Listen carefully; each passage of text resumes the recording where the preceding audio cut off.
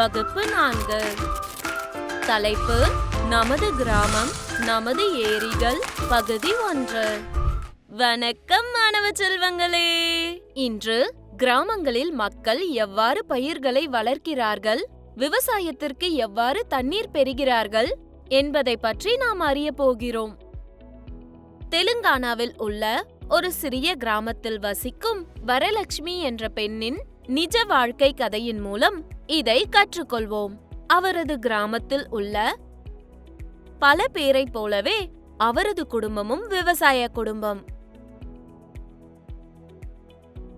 அவர்கள் மிக முக்கியமான ஒன்றை சார்ந்துள்ளனர்: ஒரு ஏரி.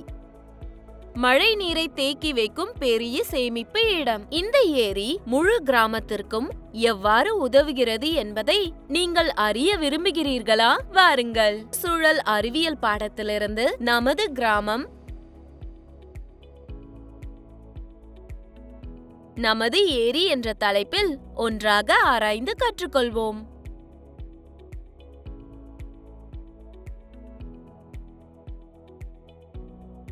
கற்றுக்கொள்வீர்கள். இந்த அமர்வின் முடிவில் நீங்கள் ஏரிகள் தண்ணீரை எவ்வாறு சேமித்து விவசாயத்திற்கு உதவுகின்றன என்பதை புரிந்து கொள்வீர்கள். மதகு, கடைமடை மற்றும் அணை போன்ற ஏரியின் பகுதிகளை புரிந்து கொள்வீர்கள். தெலுங்கானாவில் உள்ள சில பிரபலமான ஏரி அல்லது குளங்களின் பெயர்களை குறிப்பிடுவீர்கள். முக்கிய வார்த்தைகள்: மணவாரி பயிர்கள், ஏரி அல்லது கால்வாய் நீரை பயன்படுத்தாமல் மழை நீரை மட்டுமே பயன்படுத்தி வளரும் பயிர்கள். குமிழி மதகு, வயல்களுக்கு தண்ணீரை அனுப்பும் ஏரியில் ஒரு திறப்பு. குளம், ஒரு ஏரியை விட குறைவான தண்ணீரை வைத்திருக்கும் ஒரு சிறிய நீர்நிலை. கால்வாய், வயல்களுக்கு தண்ணீர் கொண்டு செல்ல கட்டப்பட்ட ஒரு குறுகிய பாதை அல்லது கால்வாய். கருத்து வரைபடம்.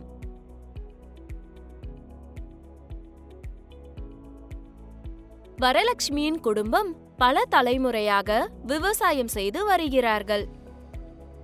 அவர்களின் வயல்களுக்கு நாகுல செருவு என்ற ஏரியில் இருந்து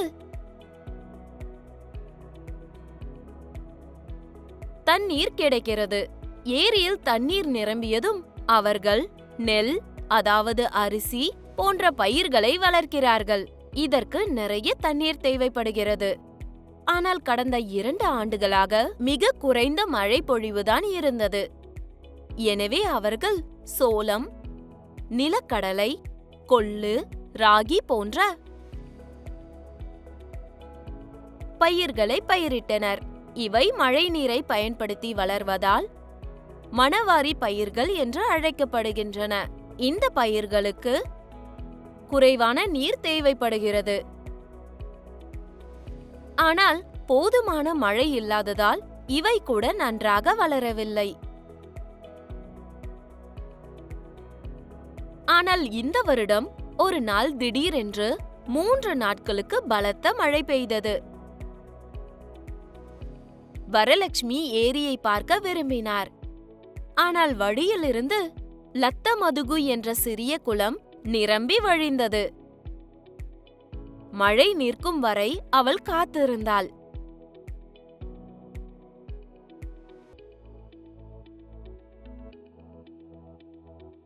அவள் ஏரியை அடைந்தபோது அது தண்ணீரால் நிரம்பி வழிந்தது. கிராமவாசிகள் மகிழ்ச்சியாக இருந்தனர். இப்போது இந்த வருடம் 2 பயிர்களை வளர்க்கலாம்.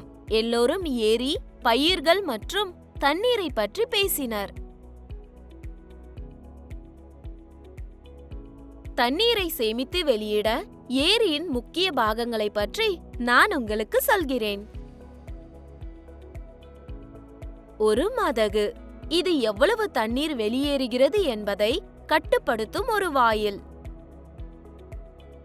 குமிழி மதகு, இவள் வயல்களுக்கு தண்ணீரை அனுப்பும் பக்கங்களில் உள்ள திறப்புகள்.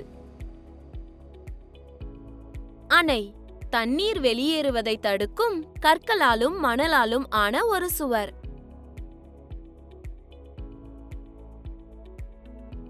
இப்போது குழந்தைகளே, கிராமத்தில் உள்ள நரஹரி என்ற ஒரு பெரியவர் குளத்தின் வரலாற்றை பகிர்ந்து கொண்டார். நீண்ட காலத்திற்கு முன்பு அந்த இடத்தில் ஒரு சிறிய குளம் மட்டுமே இருந்ததாக அவர் கூறினார். ஒரு சிறிய மழைக்கு பிறகு அது நிரம்பும். ஆனால் அருகிலுள்ள ஒரு சில பண்ணைகளுக்கு மட்டுமே தண்ணீர் போதுமானதாக இருந்தது. மல்லிகார்ஜுன் என்ற ஒரு விவசாயி அரசாங்கத்திடம் உதவி கேட்டார். அப்துல் பாரி என்ற பொறியாளர் ஒரு பெரிய ஏரியை கட்ட திட்டமிட்டார். முழு கிராமமும் அதை கட்ட உதவியது. அவர்கள் கால்வாய்களை தோண்டி அணையை கட்டி வடிகால்கள் அமைத்தனர். பின்னர் வயல்களுக்கு தண்ணீர் கொண்டு செல்ல கற்கள் மற்றும் சிமெண்டை பயன்படுத்தி வலுவான கால்வாய்களையும் உருவாக்கினர்.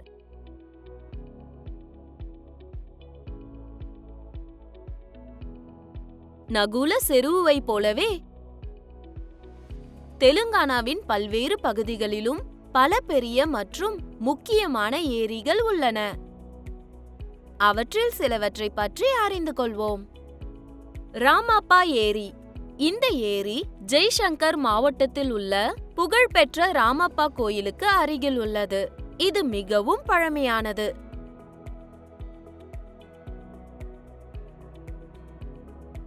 மற்றும் அருகிலுள்ள கிராமங்களின் விவசாயத்திற்கு உதவும் வகையில் பல ஆண்டுகளுக்கு முன்பு கட்டப்பட்டது. பனங்கல் ஏரி, அதாவது உதய சமுத்திரம். நல்கொண்டாவில் அமைந்துள்ள இந்த ஏரி பல பண்ணைகளுக்கு தண்ணீர் வழங்குகிறது. இது நீண்ட காலத்திற்கு முன்பு சோழ வம்சத்தை சேர்ந்த உதயராஜுவால் கட்டப்பட்டது. உசேன் சாகர். இந்த ஏரி ஐதராபாத்தின் நகரின் நடுவில் உள்ளது. இது நூற்றுக்கணக்கான ஆண்டுகளுக்கு முன்பாக கட்டப்பட்டது. ஆனால் இப்போது கழிவுகள் மற்றும் அழுக்கு நீர் அதில் கலப்பதால் அது மாசுபட்டுள்ளது. உஸ்மான் சாகர், அதாவது காந்திபேட். இதுவும் ஹைதராபாத்தில் தான் உள்ளது. இது ஒரு நன்னீர் ஏரி. இன்றும் கூட இது நகரத்தில் பலருக்கு குடிநீரை வழங்குகிறது. குழந்தைகளே, ஏரிகள் மழைநீரை சேமித்து விவசாயிகள் பயிர்களை வளர்க்க உதவுகின்றன. மழை இல்லாத போது விவசாயம் கடினமாகிவிடும். ஏரிகள் எவ்வாறு கட்டப்படுகின்றன, அவற்றின் பாகங்கள் மற்றும் அவை ஏன் பாதுகாக்கப்பட வேண்டும் என்பதை நாம் கற்றுக்கொண்டோம். தண்ணீர் என்பது உயிர். அதை காப்பாற்றுவோம். நமது ஏரிகளை பாதுகாப்போம். மீண்டும் சந்திப்போம் குழந்தைகளே. மாணவர் அறிவு மதிப்பீடு. சரியான விடையை தேர்ந்தெடுக்கவும். கேள்வி 1. விவசாயிகளுக்கு ஏன் ஏரிகள் தேவை? ஆ. பயிர்களுக்கு மழை நீரை சேமித்து வைக்க. ஆ. வீடுகள் கட்டுவதற்கு. இ. விளையாட்டுகள் விளையாட. இ. மீன் பிடிக்க. கேள்வி 2. ஒரு ஏரியில் உள்ள வழித்தடங்கள், கால்வாய்கள் மற்றும் மதகுகளின் நோக்கம் என்ன? ஆ. வயல்களுக்கு நீரோட்டத்தை கட்டுப்படுத்த. ஆ. மீன்களை வைத்திருக்க. இ. மழையை தடுக்க. இ. ஏரியை அலங்கரிக்க. கேள்வி 3. குறைவான மழை காரணமாக ஏரிகள் வறண்டு போகும்போது என்ன நடக்கும்? ஆ. பயிர்கள் நன்றாக வளரும். ஆ. பயிர்களை வளர்ப்பதில் விவசாயிகள் சிக்கலை எதிர்கொள்கிறார்கள். இ. தண்ணீர் சுத்தமாக இருக்கிறது. இ. ஏரிகள் நிரம்பி வழிகின்றன. கேள்வி 4. ஏரிகளுக்கு அருகில் ஏன் ஆழ்துளை கிணறுகள் தோண்டப்படுகின்றன? ஆ. ஏரியை சுத்தம் செய்ய. ஆ. விவசாயத்திற்கு நிலத்தடி நீரை பெற. இ. சாலைகள் அமைக்க. இ. மீன் பிடிக்க. கேள்வி 5. உசேன் சாகர் ஏரி எங்கே அமைந்துள்ளது? ஆ. நலகொண்டா. ஆ. ஹைதராபாத். இ. ஜெயசங்கர். இ. செகந்திராபாத். கோடிட்ட இடங்களை நிரப்புக. கேள்வி 1.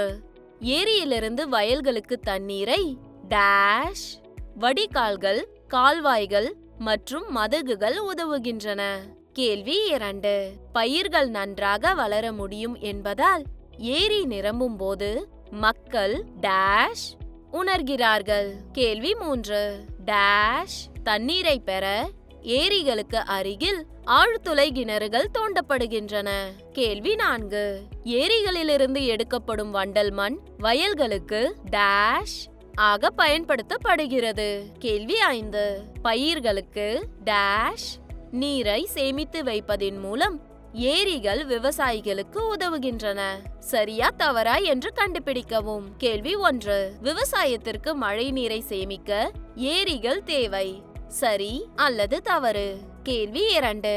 தண்ணீரை பாதுகாக்க மக்கள் ஏரியின் மீது வீடுகளை கட்டுகிறார்கள். சரி அல்லது தவறு. கேள்வி 3. மதகுகள் ஏரிகளிலிருந்து கால்வாய்களுக்கு நீர் ஓட்டத்தை கட்டுப்படுத்துகின்றன. சரி அல்லது தவறு. கேள்வி 4. மீன்களை பிடிக்க ஏரிகளில் ஆழ்துளை கிணறுகள் தோண்டப்படுகின்றன. சரி அல்லது தவறு. கேள்வி 5. ஏரிகள் வறண்டு போகும்போது விவசாயிகள் எந்த பிரச்சனைகளையும் சந்திப்பதில்லை. சரி அல்லது தவறு. பின்வரும் கேள்விகளுக்கு பதிலளிக்கவும். கேள்வி 1. விவசாயிகளுக்கு ஏன் ஏரிகள் தேவை? கேள்வி 2. ஏரிகளில் ஏன் வடிகால்கள், கால்வாய்கள் மற்றும் மதகுகள் கட்டப்படுகின்றன? கேள்வி 3. உங்கள் கிராமத்தில் குறைந்த தண்ணீரில் என்ன பயிர்கள் பயிரிடப்படுகின்றன? கேள்வி 4. ஏரிகளுக்கு வடிகால்களை வைத்திருப்பதின் பயன்கள் என்ன? கேள்வி 5. ஏரிகள் வறண்டு போகும்போது மக்கள் என்னென்ன பிரச்சனைகளை எதிர்கொள்கிறார்கள்? பரிசோதனைகள், கள அவதானிப்புகள். உங்கள் பெரியவர்களுடன் அருகிலுள்ள ஏரிக்கு சென்று உங்கள் கருத்துக்களை, அதாவது அணை, ஏரி, ஏரியின் பயன்பாடு போன்றவற்றை எழுதுங்கள்.